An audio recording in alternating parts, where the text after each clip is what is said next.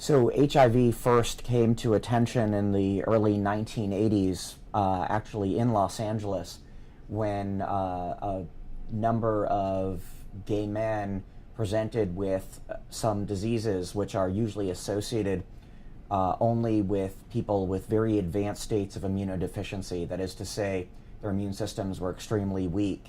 Some diseases that were associated with only people who had been administered cancer chemotherapy. Things like pneumocystis, pneumonia, Mycobacterium avium infection, which is a cousin of tuberculosis infection. And it became clear that there was a common reason that all of these men were so unwell with these extremely unusual infectious complications. And it was first termed GRID, or gay-related immunodeficiency. I was the attending on the clinical immunology service at UCLA in January of 1981. And in order to have a case to use for teaching purposes, I asked one of the trainees to go up on the hospital ward and find a patient with a disease that had immunologic features that we could use as a teaching case. Remarkably, he came back to tell me about a patient who had something that was unusual and undiagnosed, and that was our first patient with AIDS. It was very alarming. These young men were critically ill, and with something that was obviously serious, possibly fatal, and which we knew nothing about. And we had seen this cluster of patients. So the most common ways HIV is transmitted, there's really three. There's sexual transmission, there's injection drug use transmission, and then there's transmission from an infected mother to her newborn baby. So the first place it goes is in lymph tissue, which are basically a series of sponges and strainers that are found throughout the body. We normally talk about lymph nodes as the glands in the neck, but they're actually all over, and in fact in the intestines there's an enormous amount of lymph node tissue, and that's actually thought to be one of the first places that HIV goes and begins to replicate. The sequence of events after someone's exposed to HIV, if they're going to get infected, is it takes about 24 hours for it to get across a membrane surface, and then 48 to 72 hours to get to these lymph nodes. And then the earliest we've seen it is about 5 days after the exposure. You're able to detect it reproducing itself in the blood. HIV is a retrovirus. In the bloodstream, it typically will bump into T4 cells or CD4 cells.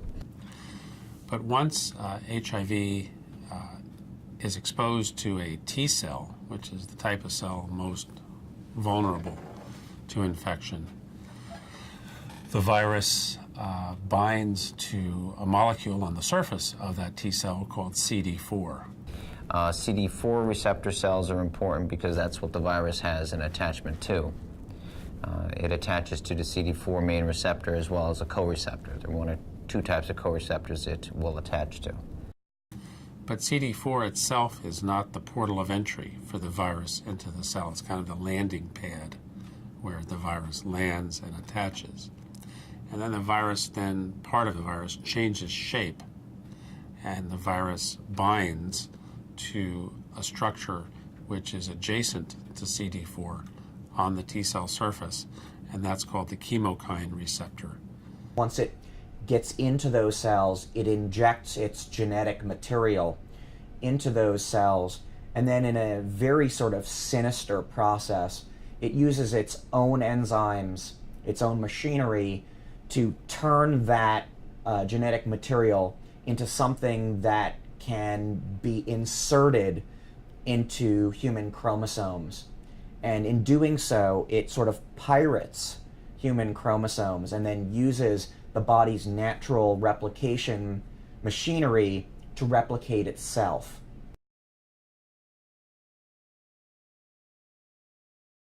It's unclear exactly how the disease ended up in Haiti. It's really the profound poverty that works synergistically with the disease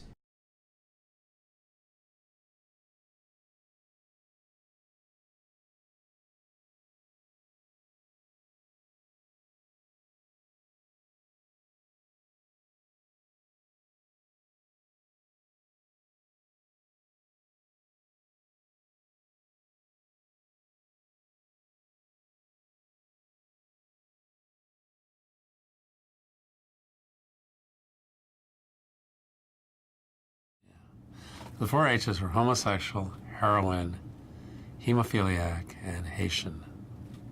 And they were initially identified as so-called risk groups by the public health folks.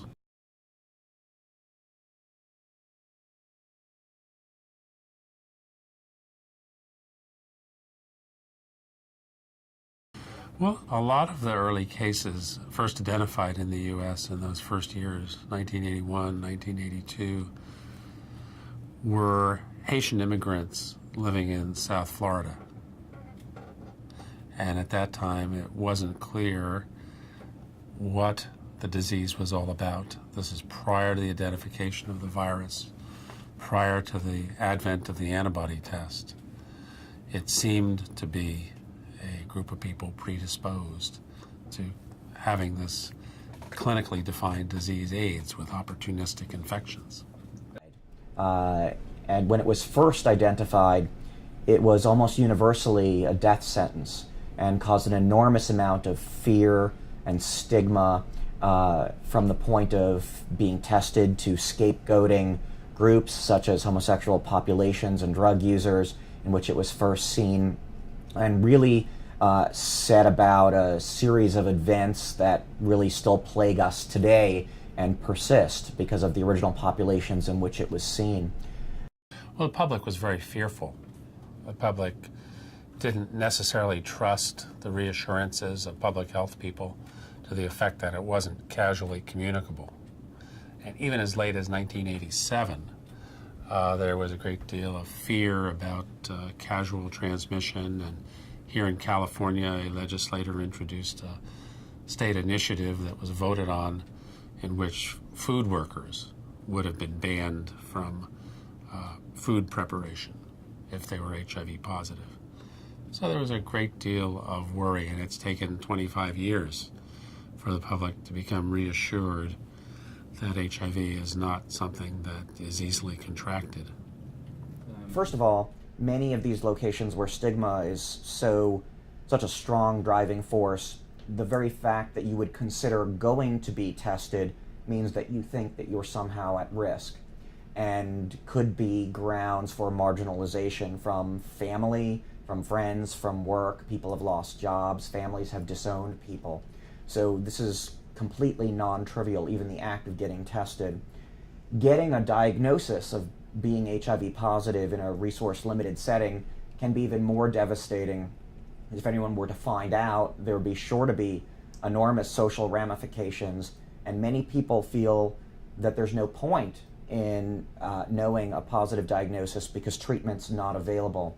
It was a stigma because nobody wanted to know that their family member had this fever of unknown origin known as SIDA, as AIDS, because the fact that then they would feel that it's contagious. So if your family member had it, they had a feeling that the whole family had it. So it was very stigma for the entire family. So basically they a lot of times they send that relative to another part of the country so that, you know, the neighbors wouldn't talk or shunt them.